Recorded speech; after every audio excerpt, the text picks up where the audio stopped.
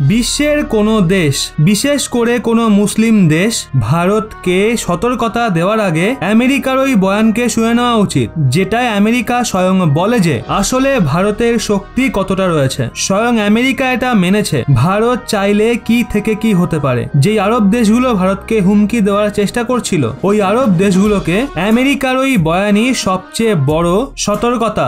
যদি ভারত জেদ ধরে তাহলে আরব দেশগুলোর উন্নয়নের রাস্তা অন্ধকারে চলে যাবে, কারণ ভারতের হাতে এই দেশগুলোকে শিক্ষা দেওয়ার শক্তি রয়েছে। যেই দেশগুলো সমগ্র বিশ্বের জন্য ভবিষ্যতের সবচেয়ে বড় বিপদ হয়ে দাঁড়াবে। একটা এমন দেশ যাকে আমেরিকাও ভারতকে ছাড়া শিক্ষা দিতে পারবে না। আসলে সিঙ্গাপুরে চলা সানগ্রিলা ডায়ালগে আমেরিকার সুরক্ষা মন্ত্রী গোটা দুনিয়াকে ভারতের ক্ষমতার পরিচয় দিয়েছে। আমেরিকার সুরক্ষা মন্ত্রী বলেছেন, গোটা এশিয়াতে চীনকে টক্কর দেওয়ার দম কেবলমাত্র ভারতের কাছেই রয়েছে। ওদিকে ভারতের বৃদ্ধিপ্রাপ্ত সৈন্য ক্ষমতা এবং প্রযুক্তিগত কুশলতা ভারত প্রশান্ত ক্ষেত্রে শান্তির জন্য জরুরি। সিঙ্গাপুরের মঞ্চে বসে থাকা আমেরিকান সুরক্ষা মন্ত্রী বিশ্বকে এটা সংকেত দিয়েছে যে ভারত প্রতিটা ক্ষেত্রে নিজেকে প্রমাণ করেছে, আর চীন নিজের প্রতিবেশী ভারতের ক্ষমতা দেখে ঘাবড়ে গেছে, যার জন্য চীন বর্তমান সময়ে সমস্ত বিষয়ে ভারতকে সমর্থন করছে। কারণ চীনের মনে হয়